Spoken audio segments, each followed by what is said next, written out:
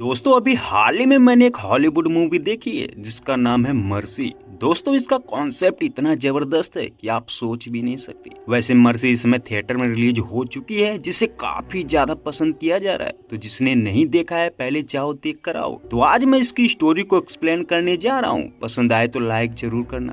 तो फिल्म की शुरुआत में हमें बताया जाता है कि लॉस एंजल्स के अंदर क्राइम बहुत ज्यादा बढ़ चुका था। लोग आए दिन दंगा फसाद करते रहते थे जिससे शहर की जेल पूरी तरह से भर चुकी थी। लोगों को इंसाफ नहीं मिल पा रहा था या यूं कहे कि क्रिमिनल्स का अत्याचार इस कदर बढ़ चुका था कि उनको संभालते संभालते कई अफसर शहीद हो चुके थे। अब ऐसी मुश्किल घड़ी में लॉस एंजल्स की सरकार एक अहम कदम उठाती है। दरअसल दोस्तों लॉस एंजल्स की सरकार एआई द्वारा एक ऐसी कोड बनाई थी जिसके द्वारा कोई भी गुनाहगार बच नहीं सकता था। उसको नाम दिया जाता है मर्सी कोड। इस कोर्ट में क्रिमिनल्स को एक चेयर पर बिठाया जाता है और उनसे सवाल पूछे जाते हैं। जैसा कि क्रिमिनल्स के पास सिर्फ 90 मिनट होते थे। अगर क्रिमिनल्स इन 90 मिनट के अंदर अपनी बेगुनाही साबित नहीं कर पाए तो उसे मर्सी चेयर की वजह से उसकी तुरंत मौत हो जाती है, यानी फैसला ऑन द स्पॉट। बताया जाता है कि लॉस एंजल्स के अंदर जब से मर्सी कोर्ट का कॉन्सेप्ट आया है ना, तब से वहाँ का क्राइम रेट घटकर 68% तक घट चुका था। वेल अब बारी थी एक ऐसे शख्स की जिसका नाम था क्रिस रेवन।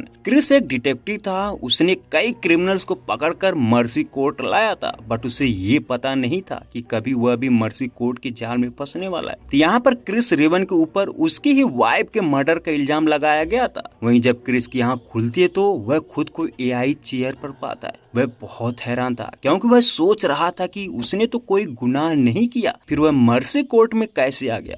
क्रिस जिद करता है कि उसे छोड़ दिया जाए। तभी हम मैडॉक नाम की एक जज को देखते हैं जो क्रिस से सवाल पूछ रही थी। अब मैडॉक उसे बताती कि उसके ऊपर उसकी वाइफ के मर्डर का केस हुआ है, इसीलिए उसे अपनी बेगुनाही साबित करनी पड़ेगी। हालांकि क्रिस को पता नहीं था कि उसकी वाइफ की डेथ हो चुकी है, इसलिए मैडॉक उसे एआई की हेल्प से उसकी वाइफ का वीडियो दिखाती है जिसमें हम देख पाते हैं कि उसके घर में ही उसकी वाइफ को मार दिया गया होता है। दरअसल उसकी वाइफ ने मरते वक्त अपने हस्बैंड क्रिस का नाम लिया था, जिस वजह से क्रिस फंस चुका था। वेल ये देखकर क्रिस शॉक था और काफी ज्यादा सैड भी। क्रिस को अब भी विश्वास नहीं हो रहा था कि जिससे विश्वास दिलाने के लिए जज मैडॉक उससे कहती है कि वह एआई की हेल्प से उसके बारे में अच्छे से रिसर्च कर सकता है। अब जज के कहने पर क्रिस एआई से सवाल पूछता है जिससे उसे पता चलता है कि उसे गिरफ्तार कर लिया गया था और ये खबर चारों तरफ फैल चुकी थी। वेल अब क्रिस को यकीन हो चुका था कि उसकी वाइफ मर चुकी है। उसके बाद मैडॉक उससे सवाल पूछती है कि क्या वह गुनहगार है। अब क्रिस जवाब देता है कि नहीं, वह ऐसा नहीं कर सकता। तभी एआई कोड से जवाब मिलता है कि उसके दोषी होने की संभावना 97.7% है, यानी अभी तक जितने भी सबूत मिले थे उस हिसाब से क्रिस 97.7% गुनहगार था। बताया जाता है कि मर्सी कोर्ट में उन्हीं क्रिमिनल्स को लाया जाता है जिनकी संभावना 80% से ज्यादा होती है, बट क्रिस की संभावना बहुत ज्यादा थी। मैडॉक उसे बताती है कि अब उसका टाइम स्टार्ट हो चुका है, उसके पास सिर्फ 90 मिनट है। अगर 90 मिनट में उसने अपनी बेगुनाही साबित नहीं करी तो ये चेयर अपने आप उसकी जान ले लेगी। जज उसे बताती है कि उसके पास एआई का ऑप्शन है, वह उसकी वजह से अपनी बेगुनाही साबित कर सकता है। वेल अब टाइमर स्टार्ट हो चुका था, बट क्रिस बार बार कह रहा था कि वह इस कानून का हिस्सा है, उसने कई क्रिमिनल्स को यहाँ लाया है, उसके साथ ऐसा नहीं कर सकते। वहीं जज का कहना था कि चाहे जो भी हो मर्सी कोर्ट सबके लिए समान है, यहाँ इस चीज से बिल्कुल मतलब नहीं है कि वह पहले क्या था। वेल अब मैडॉक के पहले सवाल से पता चलता है कि मर्डर वाली सुबह क्रिस अपने काम के लिए घर से तो निकला था, बट वह ऑफिस पहुंचते ही तुरंत अपनी कार घर की तरफ मोड़ लेता है, यानी कि वह कार से नीचे भी नहीं उतरा था। वह फिर से अपने घर आता है। वह देखता है कि उसकी वाइफ दरवाजा नहीं खोल रही थी, शायद वह किसी वजह से परेशान थी। वहीं क्रिस का कहना था कि अगर वह दरवाजा नहीं खोलेगी तो वह दूसरी चाबी से खोल देगा। इस पर उसकी वाइफ कहती है कि अगर वह जबरदस्ती करेगा तो वह पुलिस से कंप्लेन करेगी और ये मामला कोर्ट तक ले जाएगी। हालांकि क्रिस नहीं मानता, वह जबरदस्ती घर में एंटर करता है और करीब 20 मिनट बाद घर से बाहर आता है। उसके जस्ट बाद जब उसकी बेटी घर में जाती है तो वह देखती है कि उसकी माँ मरी पड़ी थी। इसका मतलब है कि क्रिस अपनी बेटी से पहले गया था और उसने उसे चाकू से मार दिया। अब ये देखकर क्रिस को विश्वास नहीं हो रहा था। तभी जज वीडियो द्वारा उसे दिखाती है कि वह घर से निकलने के बाद एक बार में गया था, वहाँ बहुत ज्यादा शराब पी और लोगों से मार मारपीट भी की, यहाँ तक कि जब उसे ऑफिसर पकड़ने गए तो वह उनसे भी मारपीट कर लिया। तो कुछ इस तरह वह अपनी ही वाइफ के मर्डर के केस में फंस चुका था। क्रिस को अभी विश्वास नहीं था, वह बार बार कह रहा था कि उसे कुछ याद नहीं। तभी जज उसे बताती है कि हो सकता है कि मारपीट के दौरान उसके सर पर चोट लगी हो, जिससे वह सब कुछ भूल चुका हो। तो जैसा कि क्रिस जब दोबारा अपने घर गया था तो वह कमरे के अंदर लगभग 20 मिनट तक रुका था। अब मर्डर भी उसी टाइम हुआ था। विलियम मैडॉक उससे पूछते हैं कि आखिर वह दोबारा घर क्यों गया था, उसकी क्या वजह थी। क्रिस उसे बताता है कि उसे कुछ याद नहीं, फिलहाल उसे उसकी बेटी से बात करनी है। तो यहाँ पर क्रिस अपनी बेटी से बात करने की रिक्वेस्ट करता है। मैडॉक उसके रिक्वेस्ट को एक्सेप्ट कर लेती, उसकी बेटी ब्रिट के पास भेज देती है। वहीं क्रिस मैडॉक को बताता है कि वह अपनी वाइफ से बहुत ज्यादा प्यार करता था, उसे कभी भी मार नहीं सकता। अब मैडॉक उसे सोशल मीडिया के थ्रू उसकी लाइफ के बारे में बताती है। दरअसल दोस्तों मैं समझा दूं कि यहाँ पर जो मर्सी कोड था ना, उसके पास जो भी इंफॉर्मेशन थी सब सोशल मीडिया के थ्रू इकट्ठा की गई थी। जैसा कि हर एक इंसान अपने पर्सनल फोन से कुछ ना कुछ रिकॉर्ड करता है ना, और फिर सोशल मीडिया पर किसी भी चीज को पोस्ट करना, हालांकि हम भले ही उसे डिलीट कर पाते हैं बट ये सब डेटा स्टोर रहता है। तो इसी का फायदा उठाते हुए यहाँ पर मैडॉक एआई की हेल्प से क्रिस के निजी जीवन के बारे में बताती है। जैसा वह जब से निकोल से शादी किया था ना, वह बहुत ज्यादा खुश थे। उसके बाद उनकी बेटी हुई, फिर भी वह खुश थे। बताया जाता है कि शादी के 20 साल बाद एक घटना घटती है जिससे निकोल और क्रिस की जिंदगी उलट पुलट जाती है। दरअसल एक हादसे में क्रिस के खास दोस्त की मौत हो जाती है, जिस वजह से क्रिस काफी ज्यादा अपसेट रहता था और उसने ड्रिंक करना भी स्टार्ट कर दिया था। इसीलिए वह उस टाइम अपनी फैमिली को टाइम नहीं दे पा रहा। वहीं बीच बीच में उसकी वाइफ से झगड़ा होता रहता था और ये चीज इतना बढ़ गया कि बात डिवोर्स तक आ चुकी थी। यानी क्रिस बात बात पर अपनी वाइफ पर गुस्सा हो जाता। साथ में ही जज मैडॉक उसकी बेटी के बारे में कुछ इन्फॉर्मेशन देती है। अभी इन्फॉर्मेशन थोड़ी पर्सनल थी। जैसा कि हम जान पाते हैं कि क्रिस की बेटी ब्रिट का एक बॉयफ्रेंड भी था, वह उसे हर रोज मिलने जाती थी और तो और वह ड्रिंक करती थी, यानी नशा करती थी, या यूं कहे कि एक प्रकार से नशेबाज थी। क्रिस को एआई के थ्रू ये भी पता चलता है कि उसकी बेटी ने उसे बहुत कुछ छुपाया था और तो और वह एक वीडियो में अपने पेरेंट्स के डिवोर्स की भी बात कर रही थी। अगर उनका डिवोर्स हो जाता तो ठीक होता। क्रिस ये सब देख ही रहा था कि तभी उसकी बेटी का कॉल आता है। अब हम उसकी बेटी ब्रिट को देखते हैं जो क्रिस से अपनी माँ के बारे में बताकर रो रही होती है। वह उससे पूछती कि आखिर घर में क्या हुआ था, उसे किस लिए गिरफ्तार किया गया। अब क्रिस उसे अच्छी तरह से समझाता है। उसका कहना था कि वह किसी के भी बात पर ध्यान ना दे, उसे इस समय हिम्मत से काम लेना है। हालांकि क्रिस का जो ससुर था ना, वह बार बार उसकी बेटी को भड़का रहा था, यानी क्रिस को गुनाहगार मानता था। इसलिए क्रिस ब्रिट को समझाता है कि वह अपने नाना की बात को ना माने। उसके बाद मैडॉक उसे बताती है कि लगभग 20 मिनट बीत चुके हैं, इसलिए वह जल्दी जल्दी अपनी बेगुनाही साबित करे, नहीं तो वह मारा जाएगा। क्रिस उस पर इल्जाम लगा रहा था कि उसका कहना था कि ये एआई वाई बकवास है, तुम लोग पहले से ही सबको गुनहगार मान लेते हो और फिर लास्ट में उसे मार देते हो। इसका मतलब कि वह मर्सी कोर्ट के डिसीजन को फेक बता रहा था। वेल जो भी हो, अब आगे देखते हैं कि क्रिस यहाँ पर अपनी दोस्त से बात करना चाहता था, मतलब कि उसकी साथी अफसर जिसका नाम था जैक। अब क्रिस के कहने पर जैक को कॉल लगाया जाता है। इनफैक्ट वह क्राइम सीन पर ही थी। क्रिस क्राइम सीन को अच्छे से देखना चाहता, जिससे समझ आता है कि निकोल ने किलर से खूब लड़ने की कोशिश करी थी, बट लास्ट में किलर ने किचन का चाकू उठाकर उसे जान से मार दिया। अब ये देखने पर वह समझ पाता है कि आखिर किस वजह से सारा इल्जाम उस पर लगाया गया था। दरअसल वहाँ जो चाकू था ना, उस पर क्रिस के फिंगरप्रिंट के निशान थे। क्रिस उन्हें बताता है कि वह अक्सर सब्जी काटने के लिए उस चाकू को इस्तेमाल करता रहता था, इसीलिए उस चाकू पर उसके ही फिंगरप्रिंट है। जैसा कि क्रिस हर समय किचन को यूज करता था, जिससे वहाँ उसके बाल और कई सारी चीजें मिलती हैं, जिस वजह से उसे सस्पेक्ट चुना गया था। उसके बाद क्रिस निकोल का फोन चेक करना चाहता था। वह उन्हें बताता है कि जब उसका झगड़ा हुआ था तो उसने उस समय किसी को चैट किया था। क्रिस के कहने के हिसाब से मैडॉक उसे चेक करती है, बट उसे कुछ नहीं मिलता। वह बताती है कि उस दिन वह जो फोन यूज कर रही थी ना, उसकी कोई भी इंफॉर्मेशन नहीं है। तभी क्रिस को याद आता है कि उसकी वाइफ 2 फोन यूज करती थी। अब क्रिस के कहने पर उसका दूसरा फोन ढूंढा जाता है वह बट कहीं भी नहीं मिल रहा था। तभी क्रिस को याद आता है कि उसकी वाइफ ने एक समय उसे उसी फोन से कॉल किया था।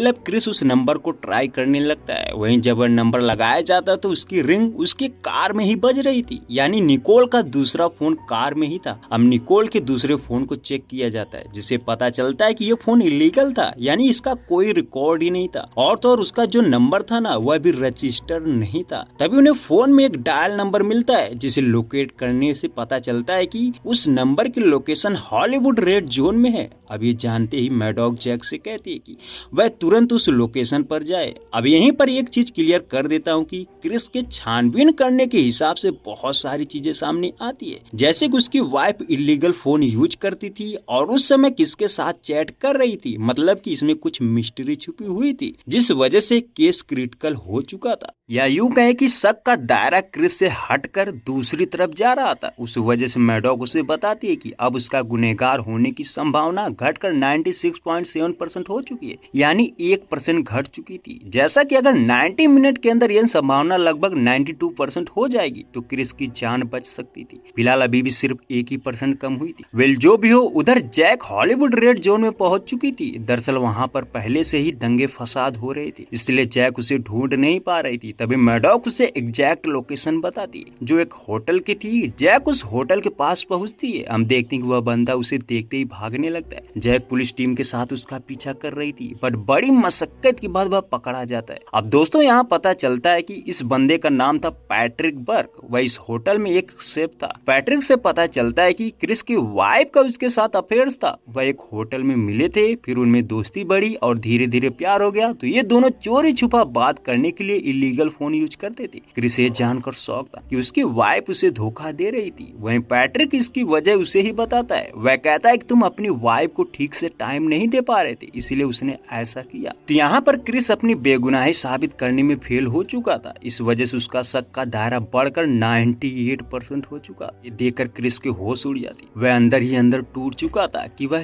क्या करे। अब क्रिस उस दिन हुए झगड़े की वजह बताता है। उसका कहना था कि करीब 1 साल पहले उसका एक दोस्त था जिसका नाम था डिटेक्टिव रे। वह साथ में बहुत खुश थे। तभी एक दिन उन्हें कुछ क्रिमिनल्स को पकड़ने की इंफॉर्मेशन मिलती है। रे और क्रिस दोनों साथ में उस लोकेशन पर पहुंचते हैं। वह देखते हैं कि उनके सामने एक गाड़ी थी जिसमें क्रिमिनल्स मौजूद था। क्रिस गाड़ी से उतरकर क्रिमिनल्स के पास पहुंचने ही वाला था कि इतने में उसकी वाइफ निकोल का फोन आ जाता है, जिस वजह से वह कार में अकेला रुक जाता है और उसका दोस्त अकेले ही क्रिमिनल के पास पहुंचता है जिससे उसे गोली लग जाती है। अब क्रिस किसी तरह उस बंदे को तो पकड़ लेता है बट अपने दोस्त रे की जान नहीं बचा पाया। वहीं दिक्कत तो तब हुई जब उसके दोस्त के कातिल को कोर्ट ने छोड़ दिया, जिससे क्रिस को काफी ज्यादा पछतावा था। उसका सोचना था कि उस कातिल को पकड़ते ही गोली मार देना चाहिए था बट उसने ऐसा नहीं किया। तो इसी वजह से क्रिस ड्रिंक करने लगा था जिससे उसके पास शराब की स्टॉक रहती थी। और रही बात मर्डर वाले दिन की, तो उस दिन क्रिस ने अपनी कार में शराब की बोतल रखी थी बट जब वो ऑफिस पहुंचा तो पता चला कि उसकी शराब की बोतल गायब थी, जिससे उसे समझ आया कि ये काम उसकी वाइफ का ही हो सकता है। इसलिए क्रिस दोबारा घर आता है और जब घर के अंदर जाता है तो दोनों में झगड़ा हो जाता है। क्रिस बार बार उसे ड्रिंक की बोतल मांग रहा था बट निकोल देने से इनकार कर रही थी। तब इतने में क्रिस ने उसके सामने ही उसकी फेवरेट ग्लास तोड़ दिया, जिससे कुछ कांच का टुकड़ा उसे चुभ गया और उसी वजह से उसका ब्लड उसकी वाइफ के कपड़ों पर लगा था, जिस वजह से वह केस में फंस चुका था। और यही नहीं, उसकी वाइफ ने उस दिन गुस्से में आकर अपने अफेयर्स के बारे में भी बता दिया था, जिस वजह से क्रिस और भी ज्यादा गुस्से में था। इसलिए वह वहां से निकलते ही बार में जाकर ड्रिंक कर रहा था। तो दोस्तों यहाँ पर तो क्रिस ने सारी सच्चाई बता दी थी। विलियम क्रिस की बातों को सुनकर मैडॉक को विश्वास हो चुका था बट उसका कहना था कि वह ये सब बात ना करे क्योंकि उसके पास ज्यादा टाइम नहीं है, इसलिए वह किसी तरह अपनी बेगुनाही साबित करे। वहीं अगर क्रिस को अपनी जान बचानी है तो उसे उस किलर को पकड़ना होगा जिसने उसकी वाइफ को मारा था। उसके बाद क्रिस एक बार फिर से जज से बोलता है कि वह निकोल के कॉन्टेक्ट लिस्ट को दिखाए। तभी वह देखता है कि निकोल बहुत सारे लोगों से बात करती थी। अब क्रिस कुछ लोगों को अलग कर देता है। उसके बाद बचते हैं टोटल 25 लोग, क्रिस ऑफिस के लोग और उसके दोस्तों को अलग अलग कर देता है। वह सबको ध्यान से देख रहा था कि किलर कौन हो सकता है। तभी उसे याद आता है कि निकोल के बॉयफ्रेंड ने उसे कुछ बोला था। वेल अब क्रिस बर्ग को कांटेक्ट करने को बोलता है। हम देखते हैं कि क्रिस के कहने पर बर्ग को कॉल लगाया जाता है। क्रिस उससे पूछ रहा था कि उसकी वाइफ किस चीज को लेकर परेशान रहती थी। तो यहाँ पर बर्ग से पता चलता है निकोल जिस केमिकल फैक्ट्री में काम करती थी वहाँ कुछ लोग चोरी कर रहे थे, जिससे कंपनी को नुकसान हो रहा था और इसी वजह से निकोल का एक शख्स से झगड़ा हो चुका था, जिससे वह काफी ज्यादा परेशान रहे। वे ले जाने के बाद क्रिस उसके दोस्तों की लिस्ट को हटा देता है। अब सिर्फ उसके ऑफिस की लिस्ट बची थी। क्रिस उन लोगों में ढूंढने लगता है कि आखिर निकोल का किससे झगड़ा हो सकता है। तभी मामले की जांच के लिए वह फिर से डिटेक्टिव जैक से कांटेक्ट करता है, उसे एक लोकेशन पर जाने को बोलता है। तभी क्रिस जज से बोलता है कि जिस दिन मर्डर हुआ था क्या उस दिन कोई भी ऑफिस के दोस्त की गाड़ी वहां से गुजरी थी। मतलब कि वह ये जानने की कोशिश कर रहा था कि अगर निकोल को उसके ऑफिस का ही शख्स ने मारा था तो वह उस दिन उसके घर तो जरूर आया होगा। बट जज मैडॉक उसे चेक करके बताती है कि पिछले 2 दिनों से उसके घर पर आसपास कोई भी बंदा नहीं दिखा है। अब क्रिस को एक चीज याद आती। दरअसल 2 दिन पहले क्रिस के घर पर एक पार्टी रखी गई थी, जिसे निकोल ने अपने ऑफिस के लोगों को भी इनवाइट किया था। अब क्रिस उस दिन का सीसीटीवी फुटेज चेक करने लगता है। वह पार्टी में आए सभी लोगों को बारी बारी से चेक कर रहा था, बट फिर भी उसे कुछ नहीं समझ आ रहा। तभी उसे उसकी बेटी का एक वीडियो याद आता है जो उसने शुरू में देखा था। उसके बाद क्रिस एक बार फिर से वह अपनी बेटी ब्रिट से बात करता है। क्रिस का पूछना था कि ब्रिट ने उस रात कुछ आवाज सुनी थी क्या। अब उसकी बेटी उसे बताती है कि उसे बेसमेंट से एक आवाज आई थी, इसलिए वहां चेक करने गई बट कोई नहीं था। हालांकि क्रिस उस रात वाली वीडियो ध्यान से देख रहा था। तभी वह नोटिस करता है कि बेसमेंट का दरवाजा खुला हुआ था और उसे अंधेरे में कोई शख्स दिखाई दे रहा था, या यूं कहे कि सिर्फ हल्की सी झलक दिखाई दे रही थी क्योंकि दरवाजा थोड़ा सा खुला हुआ था। अब क्रिस को समझ आ चुका था कि पार्टी के दिन वह बंदा वापस घर नहीं गया था, वह उसके घर में ही 2 दिनों तक छुपा रहा। मतलब कि किलर पिछले 2 दिनों से उसके घर में ही था। अब ये जानते ही क्रिस जज से कहता है कि उसे उस बंदे को ढूंढना है जिसने फैक्ट्री में केमिकल चुराए थे, यानी जो केमिकल को चोरी करता था शायद वही किलर हो सकता है, क्योंकि निकोल कंपनी का सारा डेटा मैनेज करती थी, जिससे उसे उस बंदे के बारे में पता चल चुका होगा, इसलिए उसने निकोल को मारने की कोशिश करी होगी। वेल इसी सोच से क्रिस कंपनी का डेटा चेक करता है। तभी उसे एक होल्ट नाम के शख्स के बारे में पता चलता है। दरअसल होल्ट का निकोल के साथ किसी बात को लेकर बहस भी हुआ था और उसके अकाउंट से पता चलता है कि वह बहुत कर्जे में था। इसलिए क्रिस अंदाजा लगाता है कि शायद यही शख्स हो सकता है जो केमिकल की चोरी करता था। क्रिस के सोचने के हिसाब से वह उस पर इल्जाम लगा रहे थे, बट होल्ट को जब ये बात पता चलती है तो वह क्रिस को एक सच्चाई बताता है। उसका कहना था कि उनकी कंपनी में एक रॉब नाम का शख्स है, शायद वही केमिकल को लेकर झोल झाल कर रहा था, और जब वह उसके घर पार्टी में गया तो उसने होल्ट से बताया था कि वह यहीं पर रुकने वाला है क्योंकि उसे निकोल से अकेले में बात करनी है। इस वजह से पार्टी के दिन होल्ट ही रॉब की गाड़ी लेकर वापस गया था, जबकि रॉब की बात करे तो वह उसके घर पर ही रुका था ताकि उसकी वाइफ निकोल से बात कर सके। वेले सुनते ही क्रिस को समझ आ चुका था कि रॉब ही जानबूझकर उसके घर में रुका था। अब क्रिस रॉब को पकड़ने को बोलता है। रॉब को ट्रैक करने से पता चलता है कि वह ट्रक लेकर कहीं गया है। अब उसे पकड़ने के लिए जैक को वहां भेजा जाता है। जैक जब उसके लोकेशन पर पहुंचती है तो पता चलता है कि वह ट्रैकर निकाल कर कहीं भाग चुका था। फिलहाल उसे ढूंढा जा रहा था। तभी उन्हें उसके अड्डे पर कुछ केमिकल्स मिलते हैं और कई सारी चीजें, जिसे पता चलता है कि वह केमिकल्स की मदद से ड्रग्स बनाता था, और तो और उसने हाल ही में एक बॉम्ब बनाया था जो बेहद खतरनाक था। क्रिस बताता है कि रॉब कुछ तो खतरनाक करने वाला है, इसलिए जल्द से जल्द उसे पकड़ना होगा। वेल अब रॉब को ट्रैक किया जाता है, जिससे मालूम पड़ता है कि वह ट्रक से कहीं जा रहा था। अब उसका पीछा किया जाने लगता है। वहीं दूसरी तरफ उसके अड्डे से एक तस्वीर मिलती है जो रॉब के बचपन की थी। पता चलता है कि उसके साथ एक और भी लड़का था। अब क्रिस उस लड़के के बारे में पता करने को बोलता है। उसके बाद जो पता चलता है ना, क्रिस उस वजह से हैरान था। दरअसल रॉब का एक भाई था जिसका नाम था डेविड वेब। वह एक क्रिमिनल था, जिस वजह से क्रिस ने ही उसे पकड़ा था, और वही पहला शख्स था जिसको मर्सी कोर्ट के द्वारा सजा मिली थी। मतलब कि मर्सी कोर्ट ने उसे मौत की सजा दी थी। अब भाई के मरने की वजह से रॉब उसका बदला लेना चाहता था, इसलिए प्लान के तहत सबसे पहले मर्सी कोर्ट पर ही अटैक करने वाला था। तभी क्रिस अपने घर का वीडियो चेक करने को बोलता है। वहाँ देखता है कि रॉब ने उसकी बेटी ब्रिट को ही उठा लिया था। तो यहाँ पर क्रिस को रॉब का सारा प्लान प्लान समझ आ चुका था। वह जैक को बोलता है कि किसी भी हाल में उसे पकड़ना होगा। तभी अचानक रॉब के अड्डे पर ब्लास्ट होता है, जिससे बहुत सारे अफसर भी मारे जाते हैं और जैक भी घायल थी। जैक का कहना था कि वह उसे नहीं छोड़ेगी, जैसा कि असली किलर मिल चुका था। इस वजह से जज मैडॉक शक का दायरा घटाकर 0% पर कर देती है, मतलब कि क्रिस निर्दोष साबित हो चुका था और वह कुर्सी से उठ सकता था। बड़ी दिक्कत ये थी कि अगर क्रिस कुर्सी से उठा तो सारा सिस्टम ऑफ हो जाएगा, जिस वजह से ये पता नहीं चल पाएगा कि रॉब के साथ क्या हो रहा है, यानी उधर क्या होने वाला था ये इनको नहीं पता चलता। और तो और रॉब को पकड़ने में क्रिस ऑफिसर्स की मदद भी कर रहा था, इसलिए वह फैसला लेता है कि वह इसी कुर्सी पर बैठा रहेगा। बट जज मैडॉक उसे बताती है कि अगर वह 9 मिनट के अंदर कुर्सी से नहीं उठा तो वह ब्लास्ट हो जाएगी, जिससे वह मर सकता है। हालांकि ये जानते हुए भी क्रिस नहीं मानता। वही रॉब को देखते हैं जो ट्रक को काफी ज्यादा स्पीड में चला रहा था, जिससे शहर में तबाही मचा देता है। ऑफिसर उसे रोकने की कोशिश कर रहे थे बट रॉब नहीं रुक रहा था। वेल यहाँ पर ऑफिसर एक फैसला लेते हैं। उनका कहना था कि अगर रॉब को नहीं रोका गया तो वह मर्सी कोर्ट वाली बिल्डिंग को ब्लास्ट कर देगा, जिससे बहुत सारे लोग मारे जाएंगे। इस वजह से वह रास्ते में ही ट्रक को ब्लास्ट करने की सोचते हैं। बट दिक्कत ये थी कि उस ट्रक में क्रिस की बेटी ब्रीड भी थी।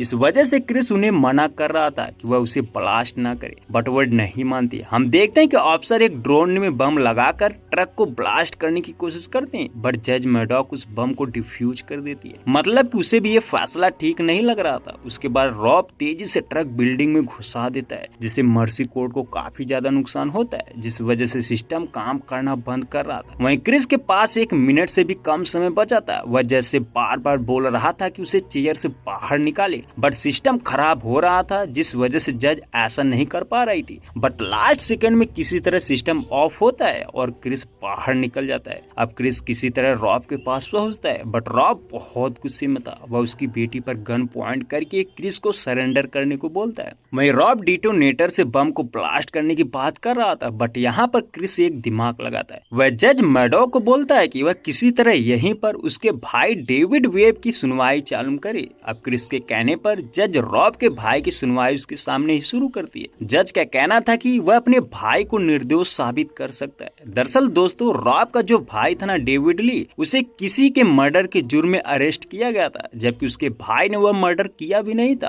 और ये सच्चाई रॉब को पता थी। वहीं जब डेविड की मर्सी कोर्ट में सुनवाई चल रही थी तो उस वक्त जैक को एक फोन मिला था, जिससे ये साबित हो सकता था कि डेविड निर्दोष है। बट यहाँ पर जैक एक गलती करती है, वह उस फोन को फेंक देती है, क्योंकि वह चाहती थी कि मर्सी कोर्ट द्वारा पहली बार उनके द्वारा पकड़े गए क्रिमिनल्स को सजा मिले, जिससे उनका नाम होगा। इसलिए जैक ने उस दिन वह फोन फेंक दिया, जिससे डेविड निर्दोष साबित नहीं हो पाया और कोर्ट ने उसे मौत की सजा दे दी थी। इसी वजह से उसका भाई रॉब गुस्से में था, वह इस कोर्ट को ही उड़ाना चाहता था। तो यहाँ पर किसी तरह क्रिस उसे डेटोनेटर छीन लेता है और पकड़ लेता है। तो दोस्तों, इससे यही समझ आता है कि चाहे इंसान हो या एआई, सबसे गलती हो सकती है। वेल जो भी हो, कहानी यहीं पर समाप्त हो जाती है।